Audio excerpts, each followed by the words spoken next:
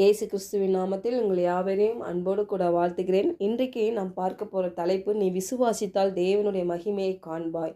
If you believe you will see the glory of God. வசனம் யோவான் 11:40.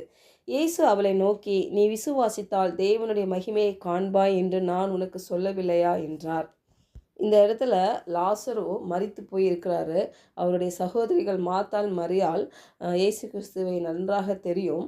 பாருங்கள், மார்த்தாள் ஓடி வந்து இயேசு கிறிஸ்து 4 நாள் கழித்து, லாசரு மரித்து 4 நாள் கழித்து வருகிறாரு. இயேசு கிறிஸ்துக்கிட்ட போய் சொல்கிறான், நீங்கள் இருந்திருந்தா என் சகோதரன் மரித்திருக்க மாட்டான்னு. உடனே இயேசு கிறிஸ்து சொல்கிறார் பாருங்கள், நானே உயிர்த்தெழுதலும் ஜீவனுமாய் இருக்கிறேன், என்னை விசுவாசிக்கிறவன் மரித்தாலும் பிழைப்பான் என்று சொல்லுகிறார். யோவான் 11:39 இயேசு கல்லை எடுத்து போடுங்கள் என்றார். மரித்தவனுடைய சகோதரி ஆகிய மார்த்தாள் அவரை நோக்கி, ஆண்டவரே, இப்பொழுது நாருமே 4 நாள் ஆயிற்றே என்றாள். உடனே இயேசு கிறிஸ்து தான் சொல்கிறார் பாருங்களேன், நீ விசுவாசித்தால் தேவனுடைய மகிமையை காண்பாய் என்று நான் உனக்கு சொல்லவில்லையா என்றார். பாருங்கள், உடனே அவர் வந்து லாசருவே வெளியே வா அப்படின்னு கூப்பிட்றாரு. அவனும் மரித்தவன் உயிரோடு எழுந்து வருகிறான். ஹல்லேலூயா. அங்கே சுற்றி இருக்கிற ஜனங்கள் எல்லோரும் அந்த தேவனுடைய மகிமையை கண்டார்கள். இன்றைக்கு நீங்களும் நானும் அப்படிப்பட்ட அந்த தேவனுடைய மகிமையை நாம் காணும்படியாக தேவன் விரும்புகிறார். பாருங்கள், நம்ம வேத வாசிக்கிறோம். வேத வாக்கியங்களெல்லாம் புரிந்து கொள்வதற்கு, நம் வாழ்வில் ஆவியானவரின் செயல்பாடு நிகழ்வதற்கும் விசுவாசம் இன்றியமையாததாக இருக்கிறது. இல்லை, ஒரு அன்பை போலவே பாருங்கள், விசுவாசமும் கீழ்ப்படிதலின் வாயிலாக தான் தன்னை வெளிப்படுத்துகிறது. அப்போ தேவனிடம் பெற்றுக்கொள்வதற்காக துணிச்சலுடன் அவரை அணுகுகிறதுக்கு இந்த விசுவாசம் இன்றியமையாததாக இருக்கிறது. மார்க் 9:23 பாருங்கள், இயேசு அவனை நோக்கி, நீ விசுவாசிக்க கூடுமானால் ஆகும், விசுவாசிக்கிறவனுக்கு எல்லாம் கூடும் என்றார். அப்போது விசுவாசிக்கிறவனுக்கு எல்லாம் கூடுமா? அப்போ நம்ம தான் விசுவாசிக்கணும்.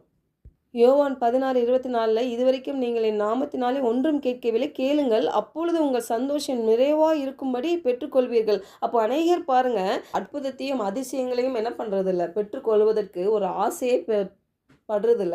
அதான் பிரச்சனையே. ஏன்னா அதுக்கு மெயினாக என்ன தேவை? விசுவாசம் தேவை. இங்கே பார்க்குறோம், என் நாமத்தினால நீங்கள் கேட்டிங்கன்னா பெற்றுக்கொள்வீங்க. அப்போ நீங்கள் கேட்கும் பொழுது எப்படி கேட்கணும்? யாக்கோபு 1:6-7-8 பாருங்களேன், எவ்வளவாகிலும் சந்தேகப்படாமல் விசுவாசத்தோடு கேட்க கடவன். இல்லை, நம்ம எது கேட்டாலும் நம்ம சந்தேகம் இல்லாமல் விசுவாசத்தோடு கேட்கணும். இது கிடைக்குமா கிடைக்காதா? நம்ம ஜெபிக்கிறோம், இது பெற்றுக்கொள்வோமா பெற்றுக்கொள்ள மாட்டோமா? நம்மளுக்குள்ளே இவ்வளோ பிரச்சனை இருக்கு, இவ்வளோ தடைகள் இருக்கு, இவ்வளோ என்னுடைய சந்ததியில் இவ்வளோ சாபங்கள் இருக்குது அப்படின்னு இருதயத்தில் இவ்வளோ சந்தேகத்தை வைத்து நம்ம கேட்கும் பொழுது கண்டிப்பாக பெற்றுக்கொள்ள மாட்டோம். ஏன்னா சந்தேகப்படுகிறவன் காற்றினால் அடிபட்டு அலைகிற கடலின் அலைக்கு ஒப்பாயிருக்கிறான் என்று வேதம் சொல்லுகிறது. அப்போ அப்படிப்பட்ட மனுஷன் தான் கர்த்தரிடத்தில் எதையாகிலும் பெறலாம் என்று நினையாதிருப்பானாக. ஏன்னா இருமனம் உள்ளவன் தன் வழிகளிலெல்லாம் நிலையற்றவனாயிருக்கிறானா. பாருங்க, அப்போது நம்ம மனம் இரு மனமாக இருக்கும் பொழுது, இரு சிந்தனைகள் இல்லை, அதாவது விசுவாசமும் சந்தேகமும் இருக்குமானால் கண்டிப்பாக என்ன இருக்காது? அங்கே பலன் இருக்காது. அப்போ நம்ம கேட்கும் பொழுது விசுவாசத்தோடு கேட்க வேண்டும். பாருங்கள், யோவான் 14:13-14 பாருங்களேன், மெய்யாகவே மெய்யாகவே நான் உங்களுக்கு சொல்லுகிறேன், நான் என் பிதாவினிடத்திற்கு போகிறபடியினால் என்னை விசுவாசிக்கிறவன் நான் செய்கிற கிரியைகளை தானும் செய்வான், இவைகளை பார்க்கிலும் பெரிய கிரியைகளையும் செய்வான்.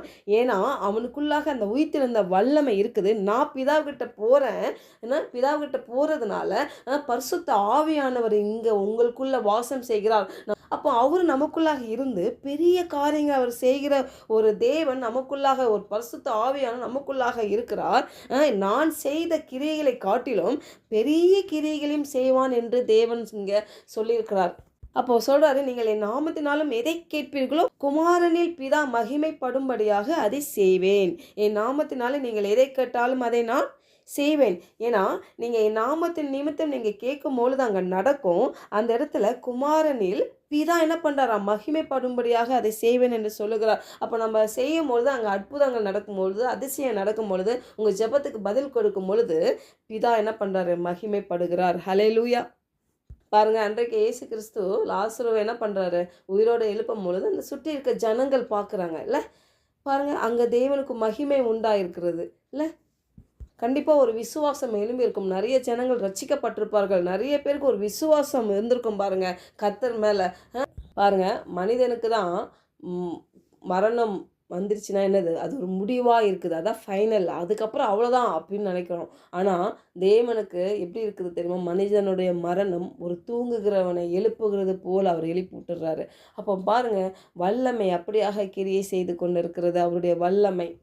அந்த உயிர்த்தெழுந்தல் வல்லமை உங்களுக்கும் எனக்கும் கொடுக்கப்பட்டிருக்குது. நமக்குள்ளாக பரிசுத்த ஆவியானவர் வாசம் செய்து கொண்டிருக்கிறார். இல்ல, எல்லாம் ஆகும். மனிதனால் கூடாதது தேவனால் கூடும். எல்லாம் அவரால் கூடும். அவரால் கூடாதது ஒன்றுமில்லை என்ற ஒரு மனநிலைக்கு, என்ற ஒரு விசுவாசத்துடன் நாம் இருக்கும் பொழுது, நாம் எதை கேட்டாலும் நாம் பெற்றுக்கொள்வோம். அதில் தேவனுடைய மகிமையை நாம் காண்போம். ஜெபிக்கலாம். பரலோக தகப்பனே, இந்த காலை வேளையில் நாங்கள் கேட்டது போல் ஆண்டவரே, நாங்கள் விசுவாசித்தால் தேவனுடைய மகிமை காண்போம் என்று அப்படியாக ஆண்டவரே எங்கள் வாழ்க்கையிலேயும் ஆண்டவரே நாங்கள் எதை விசுவாசித்து உங்ககிட்ட கேட்குறோமோ அதை நாங்கள் பெற்றுக்கொள்வோம் என்று இயேசுவின் நாமத்தினால் நாங்கள் ஜெபிக்கிறோம் நல்ல பிதாவே. ஆமென்.